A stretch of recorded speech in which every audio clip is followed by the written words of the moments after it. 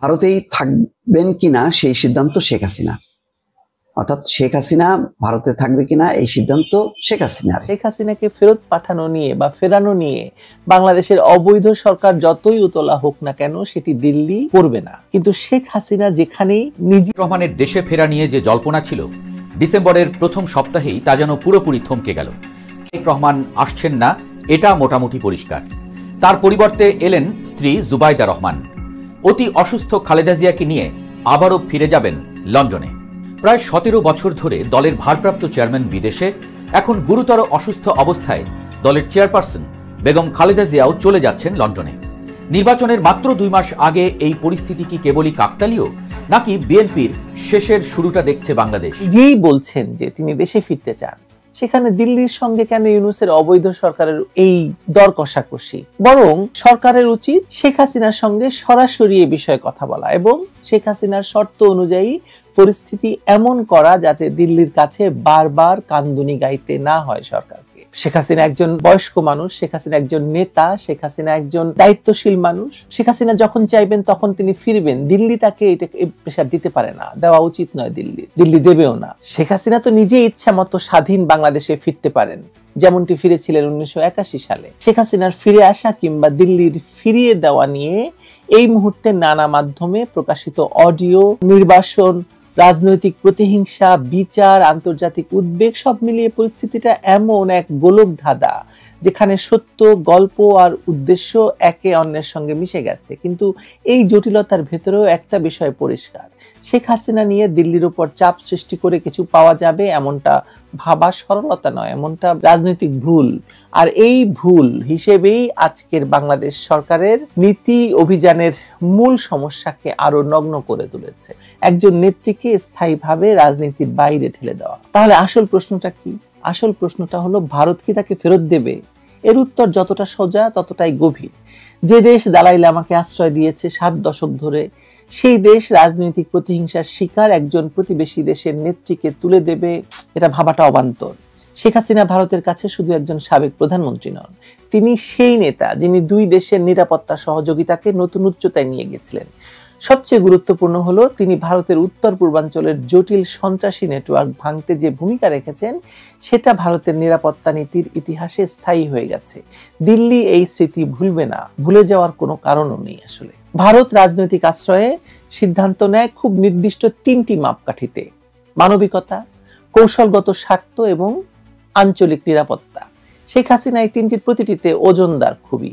তিনি শুধু বাংলাদেশের রাজনীতির কেন্দ্রীয় চরিত্র নন, তিনি ভারতের উত্তর পূর্বাঞ্চলের বহু বছরের সশস্ত্র সন্ত্রাস থেকে বাঁচাতে কার্যকর সহযোগিতা করেছিলেন। সেই অঞ্চলে উলফা বা অন্যান্য গোষ্ঠীর অস্ত্রচক্র থামানো সহজ ছিল না।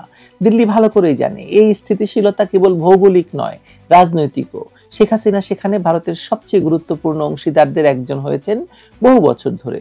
তাকে প্রতিশোধ পরায়ণ একটি প্রশাসনের হাতে তুলে দেওয়া মানে হচ্ছে ভারতের নিজস্ব নিরাপত্তা কাঠামোকে দুর্বল করে ফেলা। আরো গুরুত্বপূর্ণ হলো, ভারত কখনোই এমন কাজ করে না। ভারত শেখ হাসিনাকে চিরকাল ধরে রাখবে কি?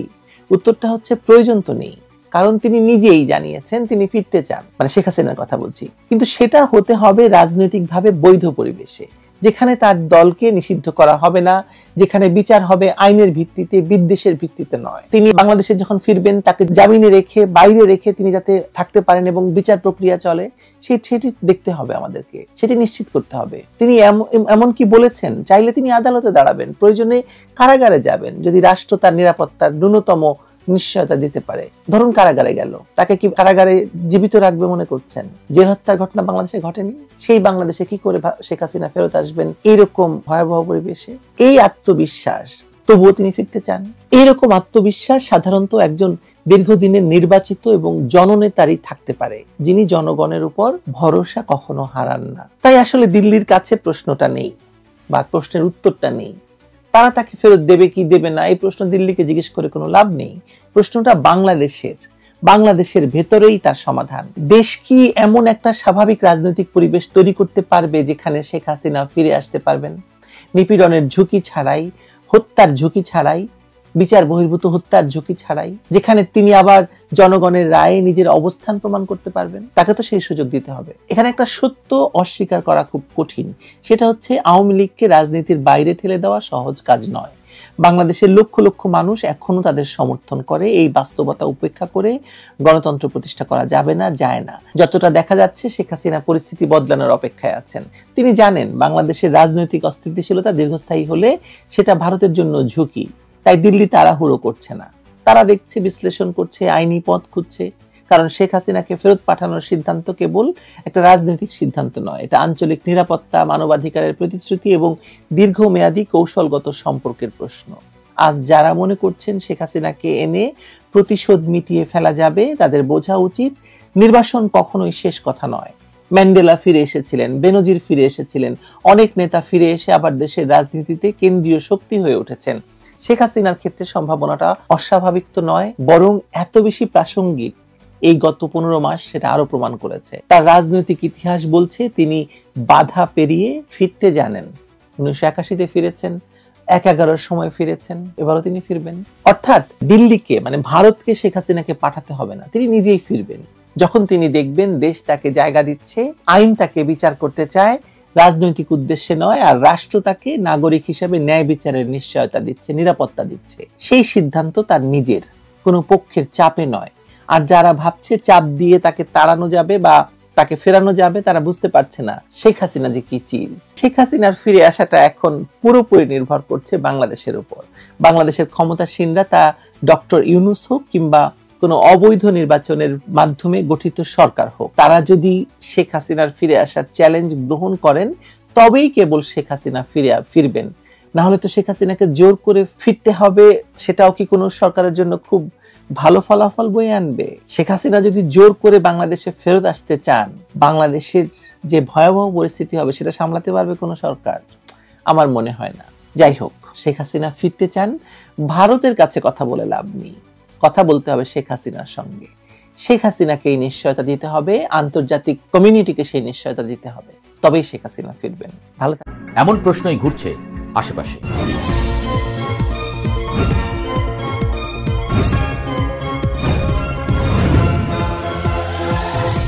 এই অনুপস্থিতি দলের তৃণমূল থেকে শীর্ষ পর্যায় পর্যন্ত নানা আলোচনা ও উদ্বেগের জন্ম দিয়েছে।